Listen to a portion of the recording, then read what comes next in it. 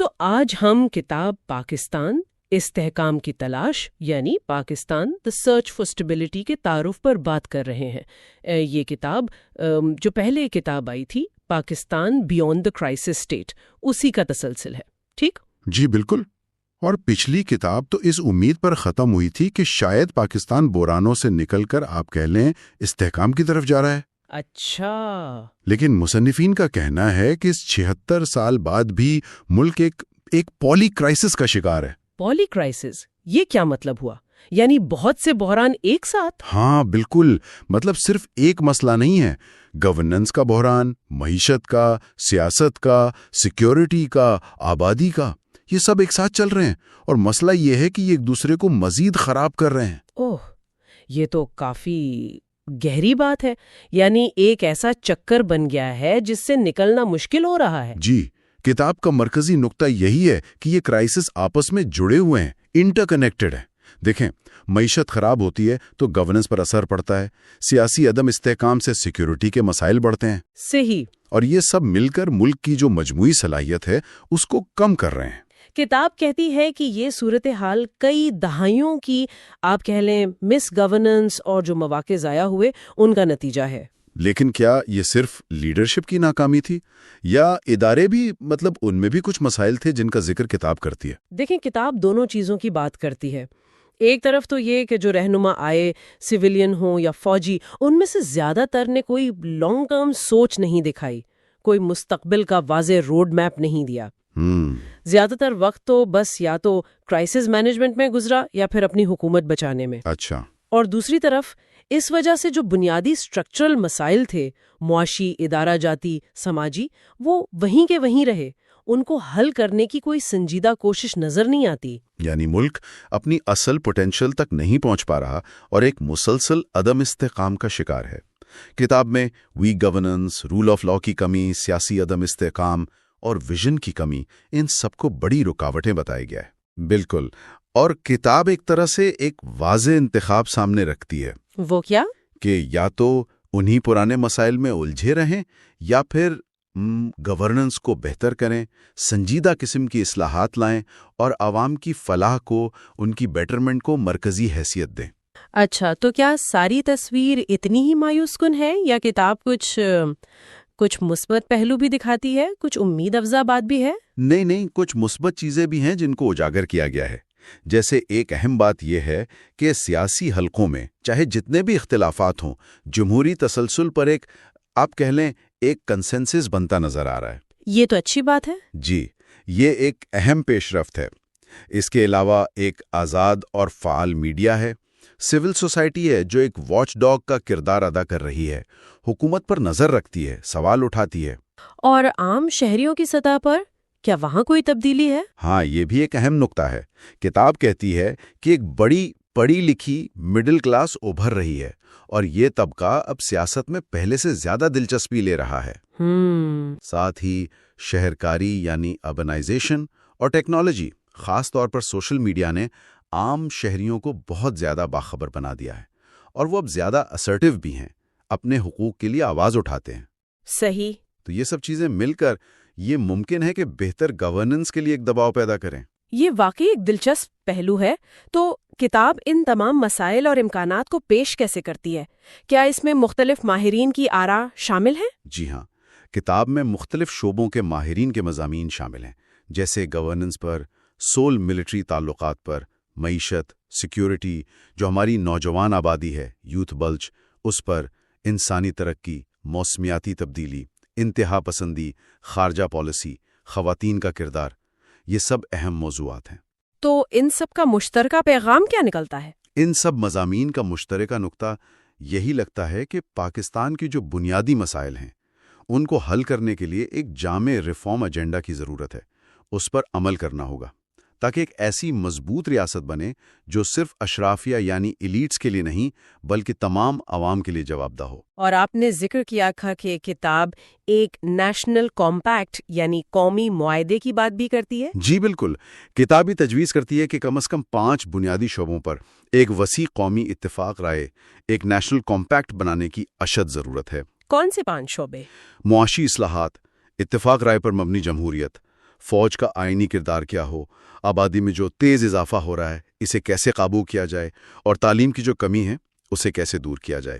ان پر سب کو متفق ہونا پڑے گا۔ تو ایک طرف تو عوام میں تبدیلی کی خواہش نظر آ رہی ہے، شعور بڑھ رہا ہے، معاشرہ باخبر ہو رہا ہے، لیکن دوسری طرف ریاستی ادارے، گورننس، وہ کمزور لگتے ہیں۔ جی، یہی وہ مرکزی کشمکش ہے جس کی طرف کتاب اشارہ کرتی ہے۔ سوال یہی پیدا ہوتا ہے کہ کیا یہ بڑھتا ہوا فرق، یہ اویئرنیس اور عوام کی جو امنگیں ہیں، کیا یہ موجودہ نظام کو بدلنے پر مجبور کر پائیں گی، یا پھر یہ کشیدگی، یہ ٹکراؤ ملک کو مزید غیر یقینی صورتحال کی طرف لے جائے گا؟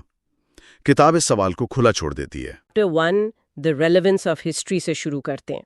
اس میں دشکا ایچ سید نے بات کی ہے تاریخ کی اہمیت پر، کہ کیسے یہ ہماری پہچان بناتی ہے، اور ظاہر ہے اکثر متنازعہ بھی ہو جاتی ہے۔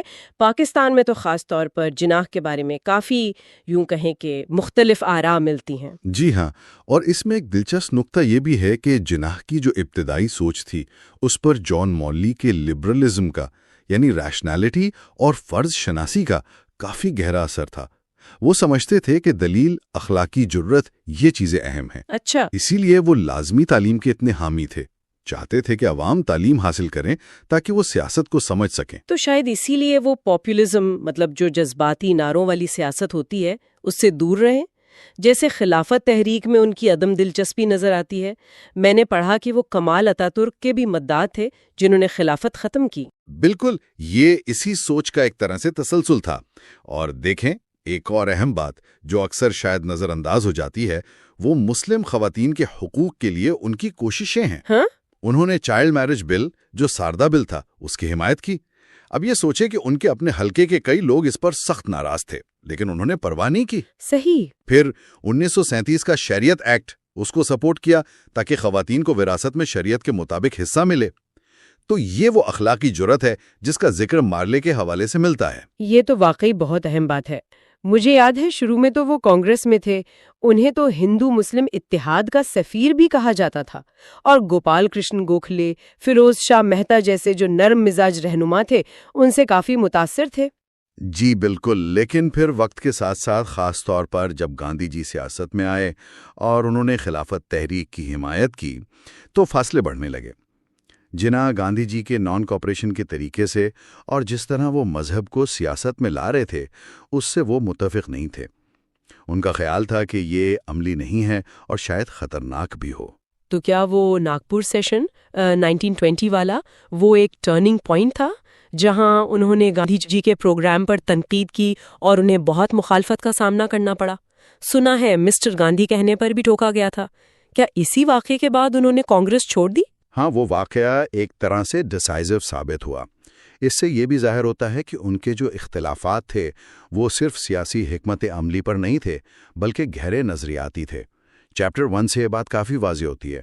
ٹھیک۔ اب اگر ہم چیپٹر 2 کی طرف آئیں، اسٹرگل فار دا کانسٹیٹیوشن، تو اس میں سلمان اکرم راجہ نے پاکستان کی جو آئینی تاریخ کی کشمکش ہے اس کا بہت اچھا جائزہ لیا ہے۔ اچھا، تو یہ باب بنیادی طور پر پاکستان کی جو یہ 76 سالہ تاریخ ہے اس میں جمہوریت اور آئین کی بالادستی کے لیے جو ایک مسلسل سٹرگل چل رہی ہے اس کے بارے میں ہے؟ بالکل، اس میں بار بار ایک پیٹرن نظر آتا ہے کہ جمہوری امنگیں اٹھتی ہیں، کوششیں ہوتی ہیں، لیکن پھر انہیں کسی نہ کسی طرح دبا دیا جاتا ہے۔ اور اس سارے عمل میں عدلیہ کا کردار اور ظاہر ہے فوج کا اثر و رسوخ یہ بہت مرکزی رہا ہے۔ یہ تو شروع کے سالوں میں ہی نظر آ جاتا ہے نا، جیسے 1953 میں گورنر جنرل غلام محمد نے وزیر اعظم خواجہ ناظم الدین کو ہٹا دیا جو بالکل غیر آئینی تھا۔ جی۔ اور پھر 1954 میں آئین بننے سے عین پہلے دستور ساز اسمبلی ہی توڑ دی۔ اور وہیں سے پھر عدلیہ کا کردار بھی سامنے آتا ہے۔ دیکھیں، مولوی تمیز الدین کیس میں سندھ ہائی کورٹ نے تو اسمبلی توڑنے کو غلط کہا، لیکن فیڈرل کورٹ نے چیف جسٹس منیر کی سربراہی میں ٹیکنیکل بنیادوں پر گورنر جنرل کا فیصلہ بحال کر دیا۔ اور پھر 1958 کا ڈوسو کیس، اس میں تو اسی عدالت نے ایوب خان کے مارشل لاء کو انقلاب کہہ کر قانونی جوازی فراہم کر دیا۔ یہیں سے وہ نظریہ ضرورت یا ڈاکٹرن آف نیسیسٹی کی بنیاد پڑی۔ اچھا، یہ نظریہ ضرورت مطلب ایمرجنسی حالات میں غیر آئینی اقدام کو جائز قرار دینا، یہ تو بعد میں بھی بہت استعمال ہوا ہے نا، جیسے 1977 میں بیگم نصرت بھٹو کیس میں ضیاء الحق کے مارشل لاء کو بھی اسی اصول پر جائز کہا گیا۔ جی بالکل۔ حالانکہ 1972 میں آسما جیلانی کیس میں سپریم کورٹ نے مارشل لاء کو قانونی نظام ماننے سے انکار کیا تھا۔ جی یہ ایک بہت متنازع اصول رہا ہے۔ پھر آئین میں جو بار بار تبدیلیاں ہوئی ہیں وہ بھی ایک بڑا مسئلہ رہا۔ ضیاء الحق کی 8ویں ترمیم کو ہی دیکھ لیں، اس نے صدر کو اسمبلی توڑنے کا اختیار دیا، آرٹیکل 58(2)B۔ ہاں وہ تو بہت استعمال ہوا۔ جی 1988 سے 1996 تک 4 حکومتیں اسی کے تحت ختم ہوئیں، پھر اسے ختم کیا گیا، پھر مشرف نے 17ویں ترمیم سے بحال کیا، اور آخرکار 2010 کی 18th ترمیم نے اسے مستقل طور پر ختم کیا۔ وہی 18ویں ترمیم جس نے صوبوں کو زیادہ اختیارات دیے اور ججوں کی تقرری کا طریقہ بھی بدلا، اس پر بھی تو کافی مزاحمت ہوئی تھی۔ ہاں، اس ترمیم پر عدلیہ اور اسٹیبلشمنٹ دونوں طرف سے تحفظات کا اظہار کیا گیا تھا۔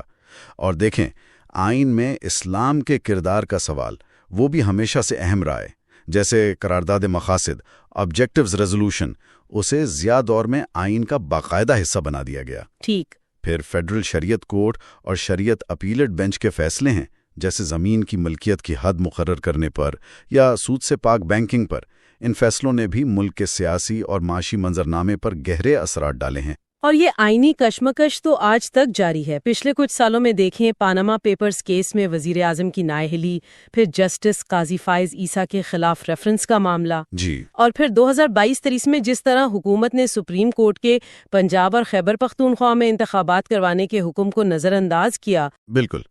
اور پھر 2023 میں فوجی عدالتوں میں سویلینز کے ٹرائل کا معاملہ سامنے آیا۔ ان سب واقعات نے، خاص طور پر حالیہ واقعات نے، پاکستان میں آئین کی اصل حیثیت کیا ہے، اس کی اہمیت کیا ہے اور اس کا مستقبل کیا ہے، اس پر بہت سنجیدہ سوالات اٹھا دیے۔ تو کیا یہ سمجھا جائے کہ آئین پر اصرار بس ایک خواہشی بن کر رہ گیا ہے، خاص طور پر جب طاقتور حلقے اسے نظر انداز کر سکتے ہوں؟ یہ ایک بہت بڑا سوال ہے۔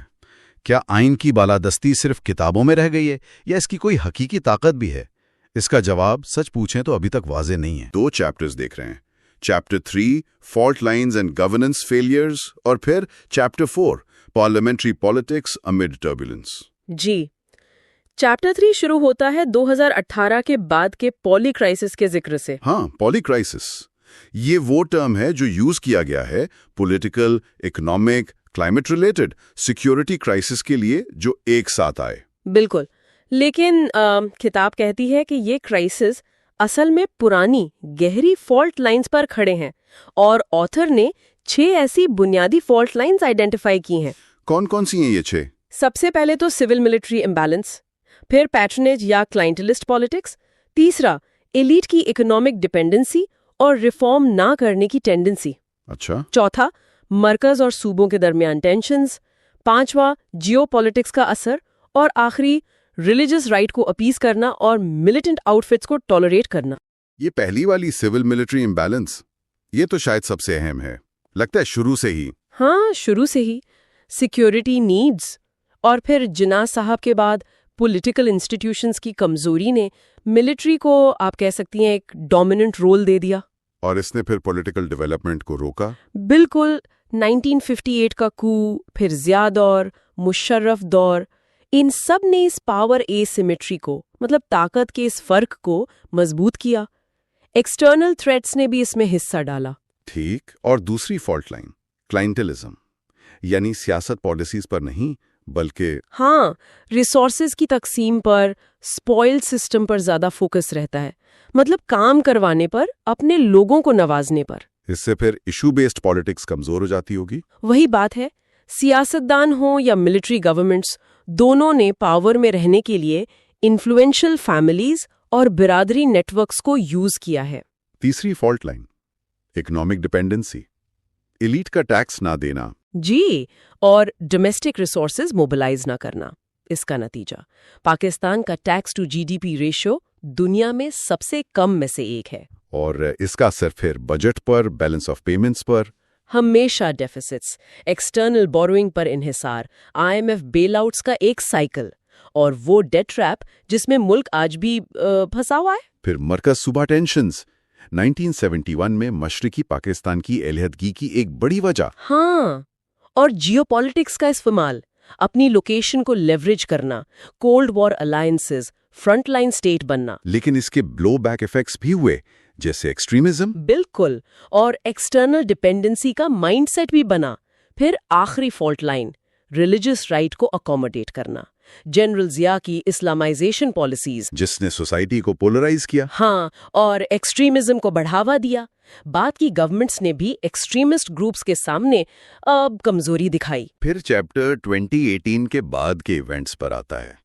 इमरान खान की हुकूमत, वो हाइब्रिड सिस्टम का कॉन्सेप्ट। जी, हाइब्रिड सिस्टम। फिर उनकी आउस्टिंग की वजूहात, polarisation, economy, civil military relations में खिंचाव। और उसके बाद पीडीएम गवर्नमेंट के चैलेंजेस, इकोनॉमी, पॉलिटिकल पोलराइजेशन, मई 9 के वाकयात, पीटीआई पर क्रैकडाउन। तो ये सब मिलाकर एक यूं समझें परफेक्ट स्टॉर्म वाली कैफियत बन गई। किताब यहाँ नेशनल कंसेंसस की जरूरत पर जोर देती है, खासकर इकोनॉमिक रिवाइवल और कंसेंशुअल डेमोक्रेसी के लिए। जी, और मिलिट्री के रोल पर agreement, institutional reform, education, population planning जैसे मसाइल पर भी। ओके, तो ये चैप्टर 3 का खुलासा था। अब चैप्टर 4 की तरफ चलते हैं, पार्लियामेंट्री पॉलिटिक्स अमिड टर्बुलेंस। ये हिस्ट्री देखता है। हाँ, पाकिस्तान की पार्लियामेंट्री सियासत की हिस्ट्री 1909 के कॉलोनियल काउंसिल से शुरू होकर। पहली कॉन्स्टिट्यूएंट असेंबली के अपने चैलेंजेस थे, जिन्ना साहब की 11 अगस्त की स्पीच वर्सेस ऑब्जेक्टिव रेजोल्यूशन, और कॉन्स्टिट्यूशन मेकिंग में डिलेज, जबान का मसला। फिर सेकेंड असेंबली ने 1956 का कॉन्स्टिट्यूशन बनाया, लेकिन 1 यूनिट और पैरिटी जैसे फैसलों पर तनाजात रहे। और फिर 1958 में डेमोक्रेसी डीरेल हो गई। अयूब खान की बेसिक डेमोक्रेसी और वो पावरलेस लेजिस्लेचर्स, जिसने ईस्ट पाकिस्तान में एलियनेशन बढ़ाई। फिर 1970 का इलेक्शन, पहला डायरेक्ट इलेक्शन था, लेकिन अवामी लीग के मैंडेट को ना मानने से 1971 का क्राइसिस हुआ और मुल्क टूट गया। बाद में भुट्टो साहब के दौर में 1973 का कंसेंसस कॉन्स्टिट्यूशन बना। ये पार्लियामेंट्री था। जी, ये एक बड़ी अचीवमेंट थी, लेकिन भुट्टो ने खुद भी प्रोविंशियल गवर्नमेंट्स को डिसमिस किया। और फिर 1977 में इलेक्शन रिगिंग के इल्जामात के बाद जनरल जिया का martial law, non party elections 1985, और वो 8th अमेंडमेंट जिसने प्रेसिडेंट को बहुत ज्यादा पावर्स दी, असेंबली डिसॉल्व करने की पावर, जुंजो की तरफ से रेजिस्टेंस भी आई थी उस वक्त। हाँ, 1988 से पार्टी बेस्ड पॉलिटिक्स वापस आई, लेकिन 90s का पूरा डेकेड वो तो एस्टैब्लिशमेंट की इंटरफेरेंस का शिकार रहा। बिल्कुल, आईजीआई का बनना, बेनजीर और नवाज शरीफ की गवर्नमेंट्स की बार बार डिसमिसल्स, प्रेसिडेंट इसाक खान ने 8th अमेंडमेंट को यूज किया, रिगिंग के इल्जामात, असगर खान केस का रेफरेंस भी है इसमें। नवाज शरीफ के दूसरे दौर में 13th अमेंडमेंट आई, जिसने प्रेसिडेंट की ये पावर्स खत्म की, और 14th amendment anti defection law. लेकिन फिर जुडिशरी से कॉन्फ्लिक्ट हुआ, कारगिल, और 1999 में मुशर्रफ का कू आ गया। मुशर्रफ दौर, एलएफओ, 2002 के इलेक्शंस में मैनिपुलेशन, पीएमएलक्यू, पीपीपी पेट्रियट्स का बनना, और 17th अमेंडमेंट जिसने मुशर्रफ के एक्शंस को वैलिडेट किया। फिर 2007 की इमरजेंसी। ये सब अहम इवेंट्स हैं। 2008 के बाद पीपीपी और पीएमएलएन की वापसी, और फिर वो लैंडमार्क 18th अमेंडमेंट। जी, 18th अमेंडमेंट ने प्रोविंसेस को स्ट्रेंथन किया, प्रेसिडेंट की पावर्स कम की, एक कदम आगे भाई। लेकिन फिर 2013 के बाद पीटीआई का राइज, रिगिंग के इल्जामात, 2018 के इलेक्शन से पहले की प्री पोल मैनिपुलेशन की बातें, और हाल ही की पॉलिटिकल इंस्टेबिलिटी जिसका जिक्र चैप्टर 3 में भी था। तो ये साइकिल चलता रहा है, डेमोक्रेसी की कोशिश, फिर इंटरफेरेंस। हाँ, और चैप्टर पार्लियामेंट के अपने अंदरूनी चैलेंजेस भी बताता है। एमएनए एमपीएस के लेजिस्लेशन में कम दिलचस्पी, कोरम इश्यूज, पेट्रोनेज पॉलिटिक्स का गलबा, पार्टी स्ट्रक्चर्स का कमजोर होना, इनइफेक्टिव लोकल गवर्नमेंट्स, ये सब भी फैक्टर्स हैं। तो ये सारा जायजा लेने के बाद सवाल वही है जो चैप्टर 3 के आखिर में इशारा किया गया है। क्या पाकिस्तान उसी poor governance, hybrid rule, polarise सियासत और इकोनॉमिक स्टैग्नेशन के चक्कर में फंसा रहेगा, या फिर पॉलिटिकल लीडर्स अपनी जिम्मेदारियां पूरी करेंगे, इन पुरानी और नई फॉल्ट लाइंस को एड्रेस करके एक नया रास्ता चुनेंगे जिस पर मुल्क की तरक्की रुकी हुई है? स्टेबिलिटी के चैप्टर 5 और 6 पर बात कर रहे हैं। पहले चैप्टर 5 को देखते हैं, تو 2008 میں سویلین حکومت تو آئی، لیکن کتاب کہتی ہے کہ فوج کا اثر و رسوخ خاص طور پر معیشت، نیشنل سیکیورٹی اور فورن پالیسی پر وہ قائم رہا۔ اسی کو ہائبرڈ ڈیموکریسی کہا گیا ہے۔ جی بالکل، اور اس میں ایک دلچسپ نکتہ یہ ہے کہ جنرل کیانی کے دور میں ایک ٹیکٹیکل ریٹریٹ نظر آیا، مطلب فوج تھوڑا سا پیچھے ہٹی۔ ہاں، لیکن کیا یہ واقعی ایک اسٹریٹجک شفٹ ہے یا صرف وقتی؟ کتاب کے مطابق یہ زیادہ تر ٹیکٹیکل ہی تھا۔ اس کی وجوہات بھی تھیں، دیکھیں نا، فوج کو دہشت گردی کے خلاف جنگ لڑنی تھی، اپنی ساکھ بھی بحال کرنی تھی۔ اچھا۔ لیکن پھر میمو گیٹ اسکینڈل جیسے واقعات ہوئے، جس سے یہ واضح ہو گیا کہ اصل طاقت ابھی بھی فوج کے پاس ہی ہے۔ صحیح۔ پھر نواز شریف کی تیسری حکومت کا دور آیا، اس میں تو بہت کچھ ہوا۔ عمران خان کے دھرنے، پھر وہ پاناما پیپرز والا معاملہ، ڈان لیکس، یہ سب چیزیں سول ملٹری تعلقات میں کافی تناؤ دکھاتی ہیں، ہے نا؟ بالکل، اور کتاب میں ان واقعات کے پیچھے فوج کے بالے واسطہ کردار کا بھی اشارہ ملتا ہے، مطلب دعوے ہیں وہاں پر۔ کیا دعوے ہیں؟ کچھ مثالیں ہیں؟ جی، جیسے ایک پی ایم ایل این رہنما مشاہد اللہ خان کا حوالہ ہے کہ اس وقت کے آئی ایس آئی چیف نے مبینہ طور پر حکومت کے خلاف کچھ پلاننگ کی تھی جسے آئی بی نے پکڑا۔ ظاہر ہے فوج نے ان الزامات کو رد کیا، لیکن ان سب واقعات کا نتیجہ یہ نکلا کہ سویلین حکومت کمزور ہوتی گئی۔ اور پھر جنرل باجوہ کے دور میں کتاب کہتی ہے کہ یہ اثر اور زیادہ آپ کہہ لیں کہ نظر آنے لگا۔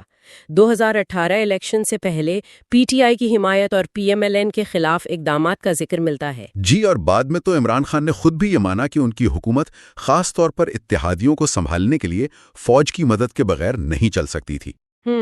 اور اسی دوران فوج کا معاشی کردار بھی وہ بڑھتا گیا۔ Fauji foundation, A W T, D H As, F W, N L C, یہ سب بڑی مثالیں ہیں۔ ہاں، یہ نام تو کافی سنے ہوئے ہیں۔ کتاب بتاتی ہے کہ فوج تقریباً 50 کے قریب کمرشل ادارے چلا رہی ہے، اور پھر یہ بات بھی ہے کہ ان اداروں کو مبینہ طور پر بغیر بولی کے ٹھیکے مل جاتے ہیں، جیسے ایف ڈبلیو او کو موٹر ویز کے ٹول ٹیکس کا ٹھیکہ۔ اچھا۔ اور ٹیکس چھوٹ بھی، جیسے اے ڈبلیو ٹی اور فوجی فاؤنڈیشن کو انکم ٹیکس سے استثنا۔ کتاب یہ نقطہ اٹھاتی ہے کہ اس سے مارکیٹ ڈسٹارٹ ہوتی ہے، مطلب پرائیویٹ سیکٹر کے لیے مقابلہ مشکل ہو جاتا ہے۔ ہاں، وہ شبر زیدی صاحب کا حوالہ بھی یاد آیا۔ انہوں نے کہا تھا کہ ریئل اسٹیٹ سیکٹر میں ٹیکس لگانا اسی لیے مشکل تھا کیونکہ بقول جنرل باجوہ اس سے ان کے لوگوں کا بزنس متاثر ہوتا۔ بالکل، اور اب تو ایس آئی ایف سی یعنی اسپیشل انویسٹمنٹ فیسیلیٹیشن کاؤنسل کے ذریعے فوج کا کردار مزید فارملائی ہو گیا ہے۔ تو یہ تو ہوئی چیپٹر 5 کی بات۔ اب آتے ہیں چیپٹر 6 کی طرف، معیشت۔ جی، معیشت، rising from the Ashes. Chapter 6 کہتا ہے کہ پاکستان کی معیشت آج کل ایسی علامات دکھا رہی ہے جیسے کسی جنگ زدہ ملک کی ہوتی ہے۔ قرض، مہنگائی، گروتھ کم ہو رہی ہے۔ ہم اپنے 23ویں IMF پروگرام میں ہیں۔ آخر یہ سب کیوں ہے؟ مصنف 3 بڑے موڑ یا انفلیکشن پوائنٹس بتاتے ہیں جنہوں نے معیشت کو اس حال تک پہنچایا۔ کون کون سے؟ پہلا 1970s کی دائی، وہ نیشنلائزیشن اور بیوروکریٹائزیشن کا دور۔ اس نے پرائیویٹ سیکٹر کو کمزور کیا اور معیشت انورڈ لکنگ ہو گئی، مطلب ریاست کا کنٹرول بہت بڑھ گیا۔ صحیح۔ اور دوسرا 1980s کے آخر میں، جب پاور سیکٹر کو سستی پن بجلی یعنی ہائیڈرو سے مہنگے درآمدی تھرمل فیول پر شفٹ کیا گیا۔ آئی پی پیز والے معاہدے؟ بالکل، آئی پی پیز کے ساتھ وہ مہنگے ٹیک اور پے معاہدے ہوئے۔ نتیجہ، بجلی ناقابل برداشت حد تک مہنگی ہو گئی اور گردشی قرضے کا مسئلہ پیدا ہو گیا جو آج تک چل رہا ہے۔ اور تیسرا انفلیکشن پوائنٹ؟ وہ تھا 1990 کی دہائی اور اس کے بعد کا دور۔ گلوبلائزیشن کا زمانہ تھا، دنیا بدل رہی تھی، دوسرے ممالک اصلاحات کر کے آگے نکل رہے تھے، لیکن پاکستان ضروری معاشی اصلاحات یا ریفارمز کرنے میں ناکام رہا۔ تو مطلب ہم پیچھے رہ گئے؟ جی، مشرقی یورپ، مشرقی ایشیا کے ممالک آگے بڑھ گئے، ہم وہیں رہے۔ تو ان فیصلوں کا خامیازہ آج ہم بھگت رہے ہیں۔ مہنگی بجلی، قرضوں کا بوجھ، ایک ایسی معیشت جو عالمی سطح پر مقابلہ نہیں کر پاتی۔ بالکل، اور کتاب کے آخر میں یہی بنیادی سوال اٹھایا گیا ہے کہ کیا پاکستان ان چیلنجز سے نکل سکتا ہے؟ کیا پاکستان ایک فینکس کی طرح اس 50 سال کی راکھ سے دوبارہ ابھر سکتا ہے؟ جی، خاص طور پر جب ملک اپنی آزادی کے 100 سال 2047 کے قریب پہنچ رہا ہے، تو کیا کوئی ایسی قیادت، ایسا ویژن سامنے آ سکتا ہے جو ملک کو استحکام اور خوشحالی کی طرف لے جائے؟ یہ واقعی ایک آپ کہیں کہ $1 ملین سوال۔ اچھا، تو آج ہم باب 7 ڈیٹس اینڈ بیل آؤٹ سے شروع کر رہے ہیں، خرم حسین کا لکھا ہوا۔ پاکستان کی پچھلی دہائی دیکھیں تو معیشت جیسے بحرانوں میں ہی گھری رہی ہے۔ پہلے 2008 کا وہ عالمی مالیاتی بحران اور اب یہ 2023 والا قرضوں کا بحران۔ بیچ میں تھوڑی بہت ڈیٹ فیولڈ گروتھ ہوئی تو صحیح، لیکن جو معاشی اشارے ہیں، قرض، مہنگائی، روپے کی قدر، گردشی قرضہ، وہ تو بگڑتے ہی گئے۔ بالکل، اور صرف معاشی چیلنجز نہیں تھے نا، اسی دہائی میں آپ دیکھیں سیلاب آئے، سیکیورٹی کے بڑے مسائل تھے، توانائی کی قلت تھی، پھر سی پیک شروع ہوا، سیاسی عدم استحکام تو ساتھ ساتھ چل ہی رہا تھا۔ اصل مسئلہ جو کتاب میں بھی ہے وہ بنیادی طور پر ایک ناقص ترقیاتی ماڈل ہے۔ مطلب قرض لو یا نوٹ چھاپو، ایس بی پی سے قرضہ لو اور ایک مصنوعی ڈیمانڈ پیدا کر دو، نتیجہ یا تو شدید مہنگائی یا پھر بہت بڑا تجارتی خسارہ۔ اور یہ ماڈل کوئی نیا نہیں، یہ مشرف دور سے چلا آ رہا ہے، بعد میں پی ایم ایل این ہو یا پی ٹی آئی، کم و بیش سب نے یہی کیا۔ اور اس میں ایک پیٹرن بھی بڑا واضح نظر آتا ہے نا، کہ ہر جو بوم بسٹ سائیکل تھا، مطلب تیزی اور پھر مندی، وہ پچھلے والے سے چھوٹا ہوتا گیا۔ کم شدید تو نہیں، شاید زیادہ شدید، لیکن اسے سنبھالنے کے لیے بیل آؤٹ پہلے سے بڑا چاہیے۔ جیسے مشرف دور کی تیزی کوئی 5 سال چلی، پی ایم ایل این کی 3 سال اور پی ٹی آئی کی تو بس 2 سال ہی۔ اور حکومتوں کا رویہ بھی وہی، کامیابی کا سیر اپنے سر، ناکامی دوسروں پر، اور ذخائر کام ہو تو کہہ دیا جی عالمی قیمتیں بڑھ گئیں یا یہ وقتی مسئلہ ہے۔ ہاں بالکل، اور 2023 تک آتے آتے تو صورتحال بہت ہی نازک ہو گئی، جمہوریت بھی کمزور، زر مبادلہ ذخائر خطرناک حد تک کم، جو پرانے عالمی مددگار تھے ان میں بھی وہ پہلی سی بات نہیں رہی، اور آئی ایم ایف میں بھی پاکستان کا وزن وہ کم ہوتا محسوس ہوا۔ بنیادی ناکامیاں وہی پرانی، ٹیکس نظام ٹھیک نہیں کیا، صنعتوں کو ڈائیورسفائی نہیں کیا، مطلب دنیا کے ساتھ نہیں چلے، اور قیادت کی کمزوری۔ پھر 2000 کے بعد عالمی معیشت میں جو اتھل پتھل ہوئی، اس نے بھی پاکستان کے کرنٹ اکاؤنٹ اور ذخائر پر بہت گہرا اثر ڈالا۔ ترسیلات زر یعنی ریمیٹنسز وہ تو بڑھے، لیکن تجارتی خسارہ تو کہیں زیادہ تیزی سے بڑھا، خاص طور پر 2003 کے بعد۔ تو ظاہر ہے فرق پورا کرنے کے لیے بیرونی قرضوں پر انحصار بڑھتا گیا، اور پھر ان قرضوں کی واپسی، ڈیٹ سروسنگ، اس کا بوجھ اتنا بڑھ گیا کہ آپ دیکھیں 2008 میں مسئلہ کرنٹ اکاؤنٹ خسارہ تھا زیادہ، 2018 تک تو آدھی بیرونی ضرورت ہی صرف قرضوں کی ادائیگی تھی۔ بالکل، حکومتوں کے پاس 2 ہی راستے تھے، یا تو نوٹ چھاپیں ایس بی پی سے قرضہ لے کر، یا باہر سے قرض لیں۔ کتاب میں بتایا ہے کہ کب کب زیادہ نوٹ چھاپے گئے، جیسے FY08، FY13، پھر FY18-19، اور یہ اکثر تب ہوتا تھا جب کوئی سیاسی تبدیلی آ رہی ہو، ہے نا، اور یہ سلسلہ تبھی رکتا تھا جب آئی ایم ایف پروگرام آ جائے۔ پی ایم ایل این دور میں خاص طور پر 2014 کے بعد ڈالر والے قرضے بہت بڑھے، Saudi deposits, euro bonds, state bank نے 2014 میں اس پر وارننگ بھی دی تھی۔ یہ بدل گئے، مطلب کمرشل بینکوں کا حصہ بڑھا، نان پیرس کلب ممالک کا، یورو بانڈز کا۔ پھر کووڈ-19 آیا، اس کے بعد تو شاید تاریخ کی سب سے بڑی مالیاتی توسیع ہوئی، مانیٹری ایکسپینشن جسے کہتے ہیں، شرح سود ایک دم نیچے، کاروباروں کے لیے ری فائنانس سہولیات۔ لیکن دوسری طرف ملک کی مالی بنیادیں وہ کمزوری رہیں۔ ایک تو 2009 کا NFC ایوارڈ جس سے صوبوں کا حصہ بڑھا، پھر 2011 میں ویٹ یا RGST کا نافذ نہ ہو پانا، یہ بڑے دھچکے تھے۔ اس کا نتیجہ کیا نکلا؟ حکومتیں ٹیکس ایمنسٹی اسکیموں پر زیادہ انحصار کرنے لگی۔ پی ٹی آئی حکومت نے شروع میں تو اصلاحات کی بات کی، لیکن پھر وہ بھی ایمنسٹی اسکیموں پر آ گئی۔ ایس بی پی ایکٹ میں تبدیلی کی بات ہوئی، لیکن پھر وہ لانگ ٹرم OMOs کا استعمال۔ یہ ایک طریقہ ہے مرکزی بینک کا مارکیٹ میں پیسہ ڈالنے کا لمبے عرصے کے لیے، وہ بھی چلتا رہا۔ اور ان سب پالیسیوں کا مجموعی نتیجہ 2023 میں مہنگائی 32% سے اوپر، روپیہ تاریخ کی کم ترین سطح پر، ذخائر تقریباً ختم، ڈیفالٹ کا خطرہ سر پر، اور خود آئی ایم ایف کہہ رہا تھا کہ سماجی بے چینی بڑھ سکتی ہے۔ کتاب میں اسے پمپ اینڈ ڈمپ اسکیم کہا گیا ہے معیشت کو۔ یہ تو بہت سخت بات ہے۔ اچھا، اب ذرا آگے چلتے ہیں۔ باب 8 کیچ 23 مرتضیٰ سید کا۔ یہاں وہ محبوب الحق کے ویژن کی بات کرتے ہیں، انسانی ترقی، ریاست کا کردار، اور اس کا موازنہ کرتے ہیں آج کی حقیقت سے، غربت، عدم مساوات، IMF پر انحصار۔ جی مرتضی سید بھی پاکستان کے ترقیاتی ماڈل کی وہی بنیادی خامیاں گنواتے ہیں۔ ہماری معیشت کا 95%، آپ سوچیں 95% کھپت پر چل رہا ہے، کنزمپشن، سرمایہ کاری سے 15%، برآمدات 10%۔ تو نتیجہ کیا؟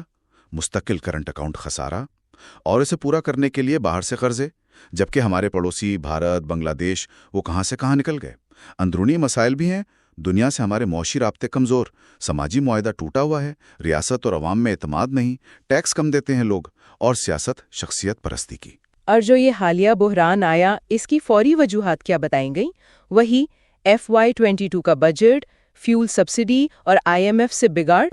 بنگلہ دیش نے خطرہ پہلے بھانپ لیا تھا، وہ وقت پر IMF چلا گیا، ہم ہچکچاتے رہے۔ مصنف نے پچھلے 25 سال کے جمود کی 3 بڑی وجوہات بتائی ہیں، دلچسپ نام دیے ہیں: guns, babies and trade deals. پہلا، گنز، یعنی 2001 کے بعد جو سیکیورٹی کی وجہ سے قرضوں میں رعایت ملی، امریکی امداد ملی، اسے ہم نے پائیدار اصلاحات پر لگانے کے بجائے وقتی کھپت بڑھانے میں اڑا دیا۔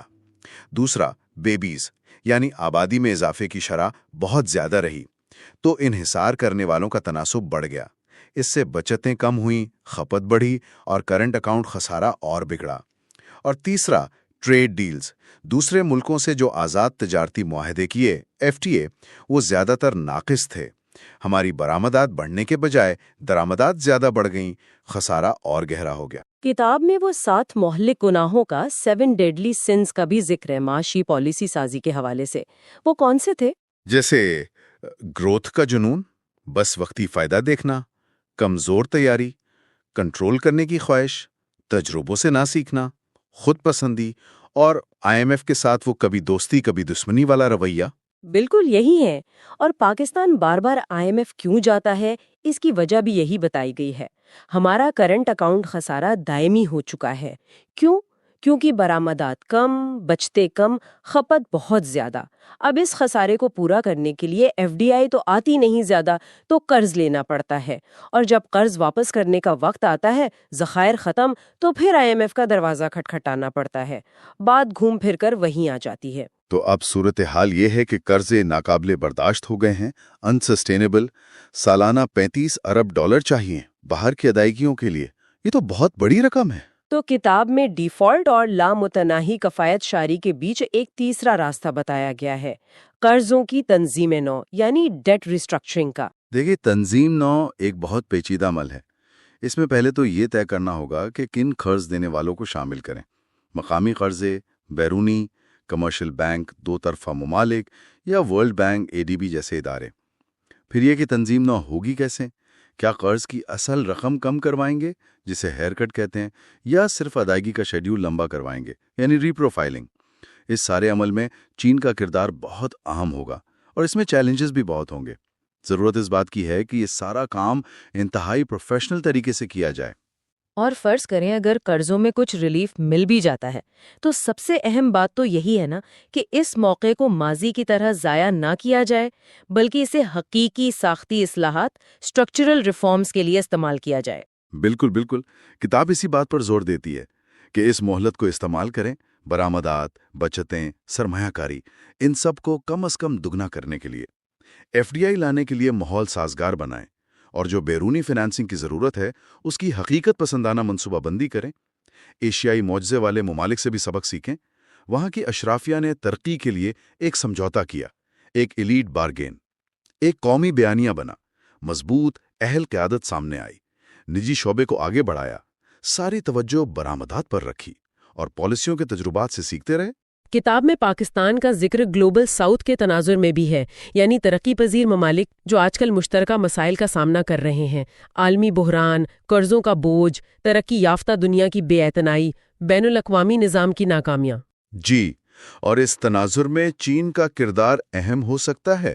BRI کے ذریعے شاید قرضوں میں کچھ ریلیف دے کر اور عالمی قیادت میں جو خلا نظر آ رہا ہے اسے کسی حد تک پر کر کے ایک نئے عالمی ترقیاتی معاہدے کی بھی ضرورت محسوس ہوتی ہے جو موسمیاتی تبدیلی جیسے بڑے چیلنجز سے نمٹنے میں ترقی پذیر ممالک کی مدد کرے۔ تو آج ہم نے دا سرچ فار اسٹیبلٹی کے باب 7 اور 8 کے کچھ اہم نکات پر بات کی۔ آج ہم ان سورسز کو دیکھ رہے ہیں جو پاکستان کی اکنامک کمپیٹیٹیونیس اور ملک کی نوجوان نسل پہ فوکس کرتے ہیں، مطلب خاص طور پر چیپٹر 9 اور 10۔ جی، چیپٹر 9 تو شروع ہی بڑی چیلنج سے ہوتا ہے کہ 2047 تک اپر مڈل انکم کنٹری بننا ہے۔ ہاں، اور اس کے لیے سورسز کے مطابق سالانہ 6 سے 8% گروتھ ریٹ چاہیے۔ لیکن پچھلے 30 سال کی ایوریج دیکھیں تو صرف 4%، بہت بڑا گیپ ہے۔ بالکل، اسی لیے وہ کہتے ہیں کہ پروڈکٹیوٹی، ایکسپورٹس اور فورن انویسٹمنٹ ان سب کو بڑھانا لازمی ہے۔ چائنا کی مثال بھی دیتے ہیں کہ گلوبل اکانومی میں انٹیگریٹ ہو کر کیسے کامیابی ملی۔ صحیح، اور کمپیٹیٹیونیس صرف قیمت کی بات نہیں ہوتی ہے نا۔ نہیں، بالکل نہیں۔ کوالٹی، ریلائبلٹی، ٹائملی ڈیلیوری، یہ سب امپورٹنٹ ہیں، لیکن آج کل وہ گلوبلائزیشن کا فیوچر بھی تھوڑا غیر یقینی لگ رہا ہے۔ اثرات ہیں، پروٹیکشنزم بڑھ رہا ہے۔ اسی میں پھر چیپٹر 9 ایسٹ ایشیا کی مثال دیتا ہے، جاپان، کوریا، چائنا، ایشین ملک، انہوں نے کیسے ہائی گروتھ حاصل کی؟ وہی، انہوں نے ڈومیسٹک سیونگز پہ زور دیا، ہیومن کیپٹل بنایا، ٹریڈ کو کھولا اور ٹیکنالوجی کو اڈاپٹ کیا۔ اور یہ ہیومن کیپٹل والی بات سیدھی چیپٹر 10 سے جڑتی ہے، پاکستان کا یوتھ بلج۔ جی، تقریباً 2/3 آبادی 30 سال سے کم عمر کی، یہ ایک بہت بڑی پوٹینشل طاقت ہے۔ لیکن چیلنجز بھی تو ہیں ان نوجوانوں کے لیے۔ بہت زیادہ۔ سورسز بتاتے ہیں کہ ہر 100 میں سے صرف 39 امپلائڈ ہیں، صرف 39۔ اچھا۔ اور تعلیم، صرف 6 لوگ 100 میں سے ایسے ہیں جن کے پاس 12 سال یا اس سے زیادہ تعلیم ہے۔ بنیادی سہولیات جیسے لائبریری یا اسپورٹس فیسلٹیز وہ بھی صرف 6-7% کو میسر ہیں۔ تو امیدیں ہیں لیکن فرسٹریشن بھی ہے ساتھ ساتھ۔ ہاں، یہ سمجھ آتا ہے۔ واپس اگر چیپٹر 9 پہ آئیں، وہ جو کمپیریزن ہے ایسٹ ایشیا سے، ہاں، وہ پرفارمنس کمپیریزن، اس میں پاکستان کی کمزوری واضح نظر آتی ہے۔ 1960 میں کوریا اور پاکستان دونوں کی پر کیپٹا انکم $100 تھی، صحیح؟ جی بالکل، $100۔ آج کوریا $27,500 سے اوپر ہے اور پاکستان $1,600 کے آس پاس۔ یہ سٹیٹسٹکس تو واقعی حیران کن ہے۔ کیا فرق آیا پالیسی میں؟ سورسز اشارہ کرتے ہیں کہ کوریا نے شروع سے ہی ایکسپورٹس اور ہیومن کیپٹل پہ بہت فوکس کیا۔ ویتنام کی مثال بھی ہے۔ ہاں، ویتنام والی مثال بھی تھی۔ ان کی ایکسپورٹس 20 سال میں 14 بلین سے بڑھ کر 281 بلین ہو گئیں، جبکہ پاکستان اسی عرصے میں 10 بلین سے صرف 30 بلین تک پہنچا۔ اور ہماری ایکسپورٹس کی کمپوزیشن بھی تو وہی بات، وہ بھی 30 سال سے زیادہ تر لو ٹیک پروڈکٹس، ٹیکسٹائلز، رائس، لیدر، انہی چیزوں پر اٹکی ہوئی ہے، اسٹیگننٹ ہے۔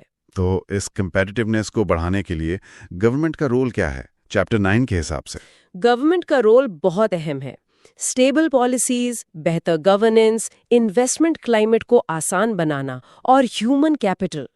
خاص طور پر سورسز کے مطابق خواتین کی لیبر فورس پارٹیسپیشن جو صرف 21% ہے، اسے بڑھانا بہت ضروری ہے۔ اور ہیومن کیپٹل میں صرف پارٹیسپیشن نہیں، کوالٹی بھی اہم ہوگی نا؟ بالکل۔ چیپٹر 10 میں AKU کی اسٹڈی کا حوالہ ہے کہ اسکول کے بچوں کی بڑی اکثریت سائنس اور میتھس میں کمزور ہے، کریٹیکل تھنکنگ کی کمی ہے۔ تو گورنمنٹ کو صرف تعلیم نہیں بلکہ کوالٹی تعلیم پر فوکس کرنا ہوگا، R&D پہ انویسٹ کرنا ہوگا اور STEAM یعنی science, technology, engineering, arts, maths اس پر زور دینا ہوگا۔ یہ وہ سکلز ہیں جو آج کی اکانومی کو چاہیے۔ ٹھیک۔ گورنمنٹ کے علاوہ فرمز یعنی کمپنیز، ان کی کیا ذمہ داری بنتی ہے اس میں؟ ان کی بھی بڑی ذمہ داری ہے۔ ایک تو اپنی ورک فورس میں انویسٹ کرنا۔ سورسز کے مطابق پاکستان کی پروڈکٹیوٹی چائنا کا صرف 30-40% ہے۔ اچھا۔ دوسرا، مینجمنٹ کو پروفیشنل بنانا۔ تیسرا، گلوبل ویلیو چینز GVCs ان میں شامل ہونا۔ دنیا بھر کے پروڈکشن نیٹ ورکس کا حصہ بننا۔ پاکستان اس میں پیچھے ہے۔ اور انوویشن؟ ہاں، انوویشن اور ڈیجیٹلائزیشن کو اپنانا اور سروس ایکسپورٹس، اس میں بھی بہت پوٹینشل ہے۔ دیکھیں نا، پاکستان 5-6 بلین پر ہے جبکہ انڈیا 200 بلین سے زیادہ کما رہا ہے سروسز سے۔ یہ سب قدم تو پھر سیدھے چیپٹر 10 کے نوجوانوں کے مستقبل سے جڑے ہوئے۔ بالکل۔ وہ بہتری چاہتے ہیں لیکن سورسز یہ بھی کہتے ہیں کہ انہیں لگتا ہے ان کی سنی نہیں جاتی۔ وہ میننگ فل انگیجمنٹ کی کمی ہے۔ اور یہی اصل میں خطرہ ہے جس کا ذکر سورسز میں ہے۔ اگر نوجوانوں کو کوالٹی ایجوکیشن نہیں ملی، اگر انہیں مناسب روزگار یعنی گینفل امپلائمنٹ، سالانہ 1.5 ملین جابز کی ضرورت ہے سورسز کے مطابق، وہ نہیں ملا، اور اگر انہیں ملکی معاملات میں میننگ فل انگیجمنٹ یعنی بامعنی شمولیت نہیں ملی، تو پھر یہ یوتھ بلج جو ہے، یہ ڈیموگرافک ڈیویڈنڈ یعنی ملک کے لیے فائدہ بننے کے بجائے ڈیموگرافک ڈیزاسٹر یعنی ایک بوجھ بن سکتا ہے۔ تو یہ دونوں چیپٹرز اصل میں ایک ہی تصویر کے دو رخ ہیں، اکنامک کمپیٹیٹیونیس بڑھانا اور نوجوان آبادی کی صلاحیتوں سے فائدہ اٹھانا، دونوں ایک دوسرے سے جڑے ہوئے ہیں۔ بالکل، اور چیپٹر 10 میں وہ تونیشیا کے محمد بوعزیزی کی مثال بھی دی گئی ہے، ایک اشارہ ہے کہ نوجوانوں کی فرسٹریشن اور مایوسی کے نتائج کتنے سنگین ہو سکتے ہیں۔ تو اب پاکستان کے لیے اصل سوچنے کا مقام یہ ہے، جیسا کہ سورسز اشارہ کر رہے ہیں، کیا پالیسیز اور سوسائٹل اپروچ ایسی بنائی جائیں گی کہ یہ یوتھ بلج ایک بوم ثابت ہو، یا پھر اسے بسٹ کی طرف جانے دیا جائے۔ 11 سے 14 تک کے کچھ اہم نکات پر بات کر رہی ہیں۔ آئیے چیپٹر 11 ریسکیوئنگ ایجوکیشن سے شروع کرتے ہیں۔ کتاب کے مطابق تو پاکستان کا تعلیمی نظام ایک بڑے بحران کا شکار لگتا ہے۔ جی بالکل، اعداد و شمار کافی پریشان کن ہے۔ ہاں، جیسے یہ کہ تقریباً 2.28 کروڑ بچے اسکول سے باہر ہیں۔ یہ تو بہت ہی بڑی تعداد ہے۔ بہت بڑی تعداد ہے، اور جو اسکول جا بھی رہے ہیں ان کے مسائل بھی کم نہیں ہیں۔ جیسے اساتذہ کی غیر حاضری ایک بڑا مسئلہ ہے، پھر کلاس رومز میں گنجائش سے زیادہ بچے، اور نصاب جو آپ کہہ لیں وقت کے ساتھ اپڈیٹ نہیں ہوا۔ اور کتاب میں یہ بھی لکھا ہے کہ حالات اتنے خراب ہیں کہ 5ویں جماعت کے آدھے بچے دوسری جماعت کی سطح مطلب اردو یا حساب نہیں کر سکتے۔ جی، یہ بہت تشویشناک بات ہے، اور یہ صرف اسکولوں تک نہیں ہے، ہائر ایجوکیشن کا معیار بھی گرا ہے۔ اچھا، وہاں کیا مسئلے ہیں؟ وہاں زیادہ زور تعداد بڑھانے پر رہا ہے، مطلب زیادہ یونیورسٹیاں، زیادہ ڈگریاں، پی ایچ ڈیز بھی بہت زیادہ، لیکن کوالٹی یعنی معیار وہ پیچھے رہ گیا۔ ایک اور حیران کن بات یہ ہے کہ HEC نے یعنی ہائر ایجوکیشن کمیشن نے 2002 سے 2022 تک ریسرچ پر تقریباً 75 ارب روپے خرچ کیے۔ 75 ارب؟ جی، لیکن کتاب کہتی ہے کہ اس خطیر رقم کا معاشرے یا معیشت پر کوئی واضح، کوئی ٹھوس اثر نظر نہیں آتا۔ یہ تو سوال اٹھاتا ہے کہ یہ سرمایہ کاری گئی کہاں پھر؟ اچھا، اس پورے بحران کی بنیادی وجوہات کیا بتائی گئی ہیں کتاب میں؟ کتاب میں 4 بڑی وجوہات کی طرف اشارہ کیا گیا ہے۔ ایک تو آبادی میں بہت تیزی سے اضافہ ہے۔ اچھا، پاکستان میں ایک استاد پر اوسطاً 36 بچوں کا بوجھ ہے، جبکہ آپ OECD ممالک میں دیکھیں تو وہاں صرف 12 بچے فی استاد ہیں۔ اوہو، یعنی 4 گنا زیادہ بوجھ۔ بالکل۔ دوسرا، فنڈنگ کی شدید کمی۔ تعلیم پر GDP کا صرف 1.5 سے 2.5% خرچ ہو رہا ہے، ہدف تو 4% کا ہے۔ بہت کم ہے۔ جی۔ تیسرا، معیار کو نظر انداز کرنا۔ جی، رٹا سسٹم ہے، نصاب پرانا ہے۔ اور چوتھا، سیاسی مداخلت جس نے اداروں کی خود مختاری کو بہت نقصان پہنچایا۔ تو یہ تعلیم کے چیلنجز، ان کا اثر شاید ہمیں اگلے موضوع میں بھی نظر آئے۔ جی، چیپٹر 12 جو ہے وہ مذہبی انتہا پسندی کے خطرے پر بات کرتا ہے۔ جی، ایک بہت اہم اور پیچیدہ موضوع ہے۔ کیا آپ سمجھتے ہیں کہ کمزور تعلیمی نظام اور بڑھتی ہوئی انتہا پسندی میں کوئی تعلق ہے؟ یقیناً اس پر غور کرنا ضروری ہے۔ کتاب خود انتہا پسندی کے مختلف جہتوں کو دیکھتی ہے۔ ویسے انتہا پسندی کی کوئی ایک واضح تعریف کرنا بھی مشکل ہے۔ صحیح۔ پاکستان میں یہ بحث اکثر مذہب کے گرد گھومتی ہے، حالانکہ اس میں قوم پرستی جیسے دوسرے عوامل بھی شامل ہو سکتے ہیں۔ اصل چیز عدم برداشت ہے، دوسروں کو قبول نہ کرنا۔ اس کی جڑیں کہاں بتائی گئی ہیں؟ کیا وجوہات ہیں اس کی؟ وجوہات بہت سی ہیں اور کافی پیچیدہ ہیں۔ سماجی اور ثقافتی عوامل ہیں، جیسے گلوبلائزیشن کے اثرات، مدرسہ کلچر کا پھیلاؤ، سازشی نظریات کا عام ہونا۔ پہ مذہبی اور نظریاتی عوامل ہیں، جیسے ماضی میں اسلامائزیشن کی کوششیں، فرقہ واریت کا بڑھنا اور مذہب کا سیاسی استعمال۔ اور سیاسی عوامل؟ جی، سیاسی طور پر ایک غیر جمہوری کلچر، ریاست اور معاشرے کے درمیان کمزور تعلقات اور سیاسی مقاصد کے لیے مذہب کا استعمال، یہ سب اہم ہیں۔ معاشی عوامل جیسے غربت اور بے روزگاری کا بھی ذکر ہے، اگرچہ اس پر بحث ہے کہ ان کا کتنا براہ راست کردار ہے۔ اچھا، ایک خاص بات جو کتاب میں نمایاں کی گئی ہے وہ ریاست کی اپنی پالیسی میں الجھاؤ ہے، یعنی اچھے اور برے شدت پسندوں میں فرق کرنے کی کوشش۔ اس نے مسئلے کو اور زیادہ پیچیدہ بنا دیا ہے۔ یہ تو واقعی ایک الجھا ہوا مسئلہ ہے۔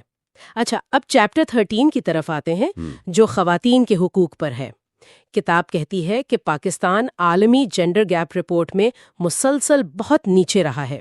2022 میں 146 ممالک میں 145ویں نمبر پر۔ جی ہاں، یہ اعداد و شمار کافی تشویشناک ہیں، لیکن اس کے ساتھ ساتھ کچھ مثبت پہلو بھی ہیں۔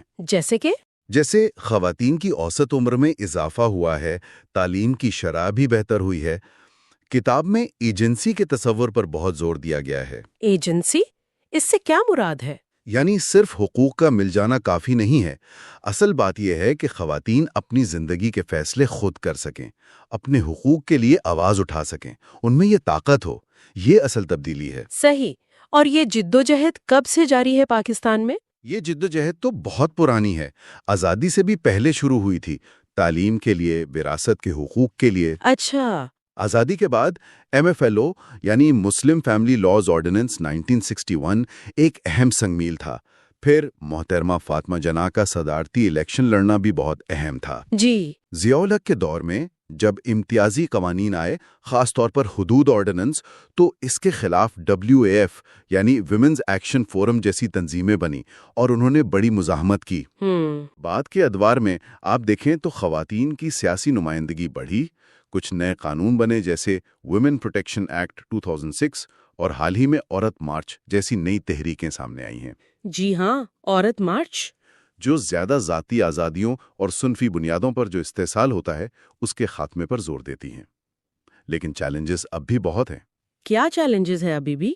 قوانین تو بن گئے ہیں لیکن ان پر عمل درآمد ایک بڑا مسئلہ ہے۔ معاشرتی مخالفت، مسوجنی اور کچھ مذہبی حلقوں کی طرف سے سخت مزاحمت بھی ہے۔ ٹھیک۔ اور آخر میں چیپٹر 14 ہے ماحولیاتی بحران پر۔ یہ ایک ایسا مسئلہ ہے جو اب شاید سب سے زیادہ محسوس ہو رہا ہے۔ بالکل، اور پاکستان کے لیے خاص طور پر سنگین ہے۔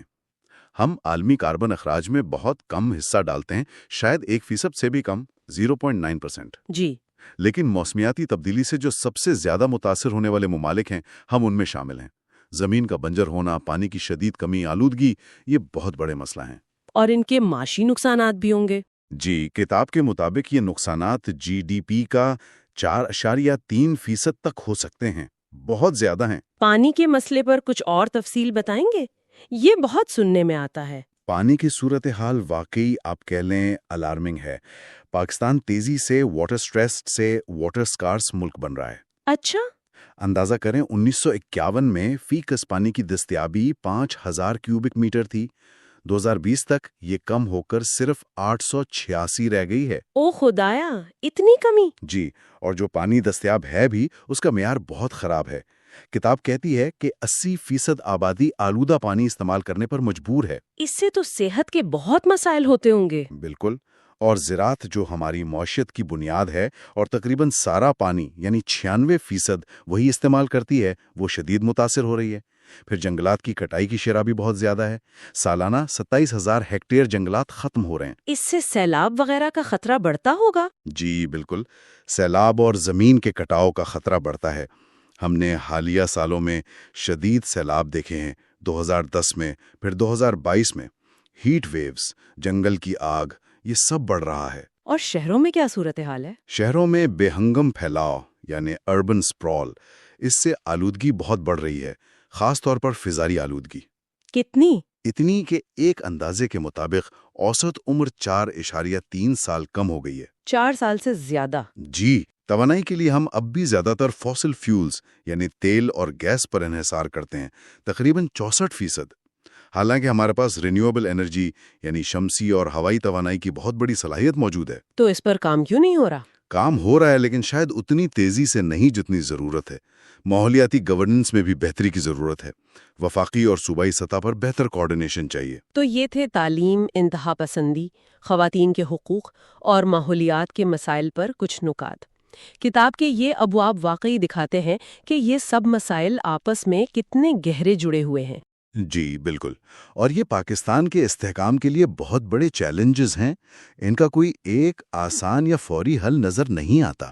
ہر مسئلے کی اپنی گہرائی اور پیچیدگیاں ہیں. بالکل، جن پر مستقل توجہ اور سنجیدہ عملی اقدامات کی ضرورت ہے. چیپٹر 15 سے شروع کرتے ہیں. The population challenge. پہلی بات جو نوٹ کی گئی ہے وہ یہ ہے کہ پاکستان کا پاپولیشن گروتھ ریٹ 2017 سینسس کے حساب سے 2.4% ہے. یہ پورے ساؤتھ ایشیا کے ایوریج سے ڈبل ہے جو قریباً 1% ہے.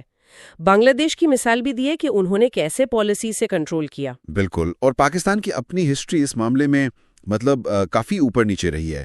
ایوب خان کا فوکس زیادہ تر میکرو گولز پر تھا. پھر بھٹو دور میں کوشش ہوئی لیکن وہ شارٹ لیوڈ تھی.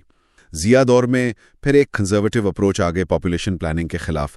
اس سے لوگوں میں کنفیوژن بھی بڑھی کہ شاید فیملی پلاننگ اسلام کے خلاف ہے. کتاب میں لکھا ہے کہ فرٹیلیٹی ریٹ میں کمی آئی تھی 80s اور 90s میں، لیکن پھر 2000 کے بعد یہ پروسیس رک سا گیا.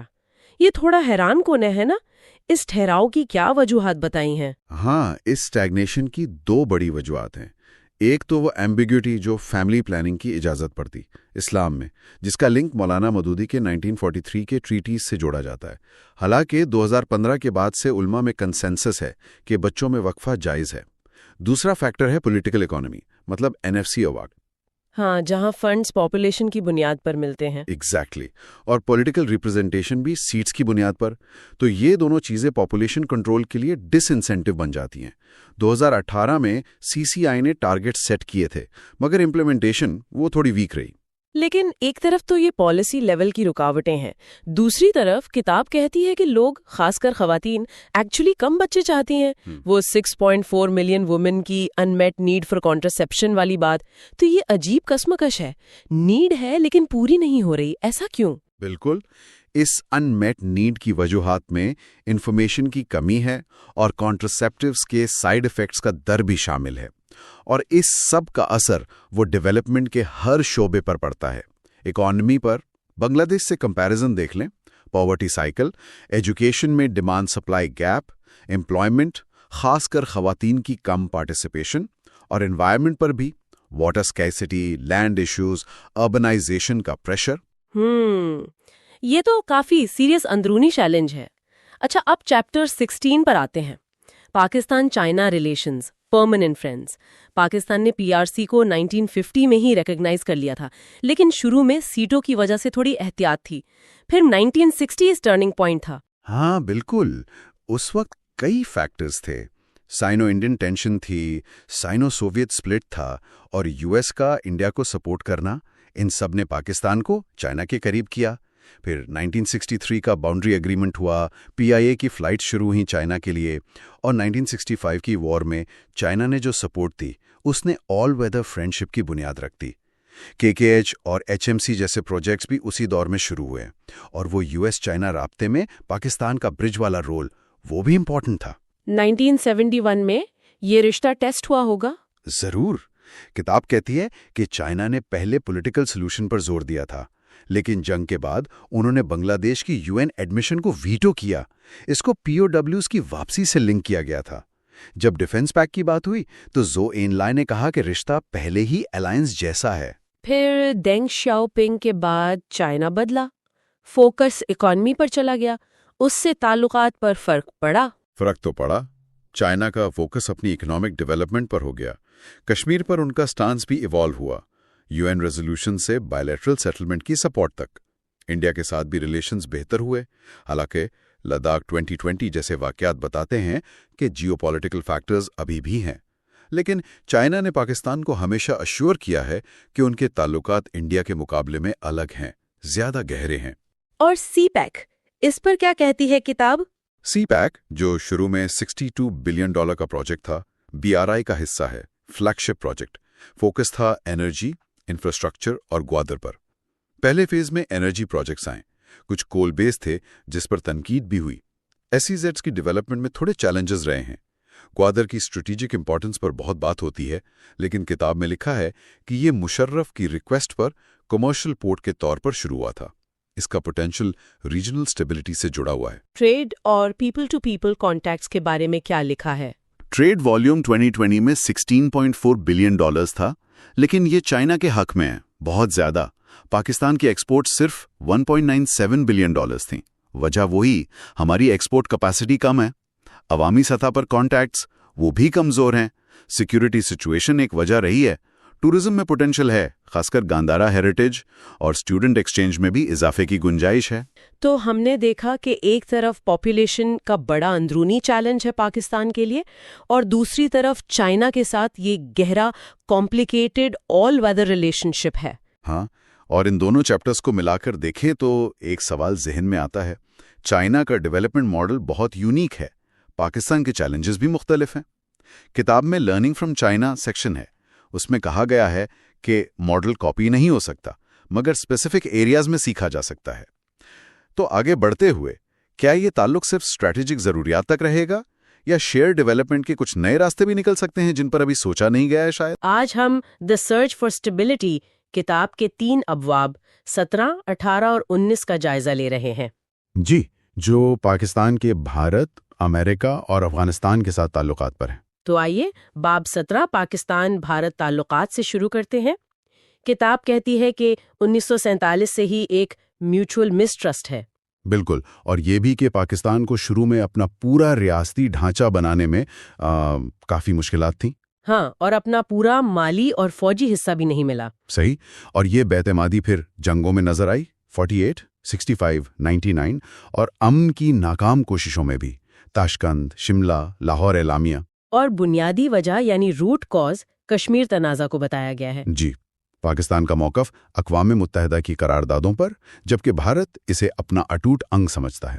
پھر اگست 2019 میں آرٹیکل 370 کی منسوخی نے تو کشیدگی بہت بڑھا دی۔ بالکل، اور کتاب میں یہ بھی ذکر ہے کہ بھارت پر مقبوضہ کشمیر میں آبادیاتی تبدیلیوں یعنی ڈیموگرافک چینجز لانے کا الزام ہے، جس پر ظاہر تشویش ہے۔ اچھا، ایک دلچسپ بات یہ ہے کہ پاکستان نے مسئلہ عالمی سطح پر زندہ رکھا ہے، لیکن بین الاقوامی برادری کی زیادہ دلچسپی نہیں رہی، اقوام متحدہ کی بھی۔ ہاں، تجزیہ کار جیسے پروفیسر سائمہ مالک، عریش خان، ان کا حوالہ ہے کہ بھارت کی جیو پولیٹیکل اہمیت کی وجہ سے دنیا تھوڑا گریز کر رہی ہے۔ جی، پروفیسر ملک کا تو یہ بھی خیال ہے کہ پاکستان کو پہلے اپنی معیشت مضبوط کرنی ہوگی، تبھی کشمیر پر مؤثر آواز اٹھا سکے گا۔ دہشت گردی کا معاملہ بھی تو ہے، بھارت ہمیشہ الزام لگاتا رہا ہے، خاص طور پر 9/11 کے بعد ممبئی حملے، پٹھان کوٹ، ان کے بعد تو مذاکرات ہی معطل ہو گئے۔ اور اب یہ بدلتی ہوئی جیو پالیٹکس، امریکہ چین مقابلہ، امریکہ بھارت شراکت داری۔ بالکل، اس نے جنوبی ایشیا میں صف بندی تیز کر دی ہے، اور بھارت کا یہ نیٹ سیکیورٹی پرووائیڈر بننے کا کردار وہ پاکستان کے لیے تشویش کا باعث ہے۔ یقیناً۔ آخر میں یہ جیو اکانومکس کی بات ہے، کیا تجارت سے کچھ بہتری آ سکتی ہے؟ سوال تو ہے، لیکن سیاسی رکاوٹیں، بھارت میں ہندوتوا پالیسیاں، یہ سب راستے میں حائل نظر آتے ہیں۔ ٹھیک ہے، اب آتے ہیں باب 18 پر، پاکستان امریکہ تعلقات۔ مصنفہ انہیں پیراڈاکسز گلور کہتی ہیں، تضادات سے بھرپور۔ جی، تضادات سے بھرپور، کبھی موسٹ الائیڈ الائے تو کبھی تعلق صرف وقتی ضرورت یعنی ٹرانزیکشنل۔ میٹیج کا حوالہ بھی ہے کہ پاکستان خود اہم نہیں رہا بلکہ کسی تیسرے فریق کی وجہ سے اہم رہا۔ پاکستان کی اپنی سیکیورٹی ضروریات تھیں، خاص طور پر بھارت کے حوالے سے، جبکہ امریکہ کے مقاصد مختلف تھے۔ 65 اور 71 کی جنگوں میں مایوسی سے وہ ٹرسٹ ڈیفیسٹ پیدا ہوا۔ 9/11 کے بعد تعلقات بہتر ہوئے، لیکن پھر وہ ڈبل گیم کے الزامات۔ جی، اور القاعدہ طالبان قیادت کی پناہ گاہوں کے شبہات، اس نے تعلقات کو بہت پیچیدہ رکھا۔ اور اب امریکہ کے افغانستان سے نکلنے کے بعد خدشہ یہی ہے کہ واشنگٹن کے لیے پاکستان کی اہمیت کم ہو سکتی ہے، کیونکہ اب توجہ چین پر ہے۔ مگر تعاون کے کچھ ممکنہ شعبے بھی بتائے گئے ہیں، سیکیورٹی، تعلیم، تجارت۔ ہاں، تعلیم میں فل برائٹ پروگرام، تجارت میں امریکہ سب سے بڑا ایکسپورٹ مارکیٹ ہے، صحت، زراعت اور موسمیاتی تبدیلی پر US پاکستان گرین الائنس۔ لیکن وہی بات، بیرونی عوامل افغانستان، بھارت، چین غالب رہیں گے۔ پائیدار تعلقات کے لیے وہ 4 Ps اپروچ تجویز کیا گیا ہے: پرائیورٹائز، پارٹنرشپ، پارٹیسپیشن، پرسسٹنس۔ صحیح۔ اب افغانستان کا ذکر آیا تو باب 19 یعنی طالبان اور پاکستان کا افغان مخمسہ، اگست 2021 میں طالبان کی واپسی۔ جی، اور امریکی اخلاء بھی، جو کتاب کہتی ہے اتنا ہی افراتفری والا تھا جتنا 2001 کا حملہ۔ شروع میں امید تھی کہ یہ طالبان 2.0 مختلف ہوں گے۔ ہاں، ایک جامع حکومت، خواتین کے حقوق، لیکن جلد ہی سخت گیر موقف غالب آ گیا۔ اسلامی امارت کا اعلان، خواتین پر پابندیاں، اور اندرونی تقسیم کا بھی ذکر ہے، آئیڈیالوگز اور پریگمیٹسٹس کے درمیان۔ بالکل، ملا برادر جیسے رہنما پس منظر میں چلے گئے اور سخت گیر عناصر فیصلے کرنے لگے۔ دہشت گردی کا خطرہ بھی بڑھا۔ ہاں، داعش خراسان یعنی ڈیش کے حملے بڑھے، پھر ایمن الظواہری کی کابل میں موجودگی اور ہلاکت نے خدشات بڑھائے کہ طالبان نے عالمی دہشت گرد تنظیموں سے ناطا نہیں توڑا۔ پاکستان کے لیے اس کے کیا نتائج نکلے، خاص طور پر TTP کے حوالے سے؟ نتائج تو کافی تشویشناک ہیں۔ TTP کو افغانستان میں محفوظ پناہ گاہیں ملی، سرحد پار حملے بڑھے، اور پاکستان اور افغانی طالبان کے تعلقات میں بھی کشیدگی آئی۔ جی، خاص طور پر ڈیورن لائن پر باڑ لگانے پر جھڑپیں۔ پاکستان TTP پر کارروائی کا کہتا رہا، لیکن لگتا ہے افغان طالبان TTP کو دباؤ کے لیے استعمال کر رہے ہیں۔ اور TTP سے مذاکرات بھی ناکام رہے۔ جی، وہ کوشش بھی ناکام ہوئی۔ تو یہ تینوں ابواب مل کر پاکستان کے لیے ایک کافی پیچیدہ تصویر بناتے ہیں، مشرق میں بھارت، مغرب میں افغانستان اور امریکہ کے ساتھ بدلتے تعلقات۔ بالکل۔ اب سوال یہ ہے کہ ان بیرونی چیلنجز اور ساتھ میں اندرونی مسائل جیسے معیشت اور گورننس، ان سب کے ساتھ پاکستان استحکام کی طرف اپنا راستہ کیسے تلاش کرے گا، خاص طور پر جب جیو پولیٹیکل صف بندیاں مزید سخت ہو رہی ہیں۔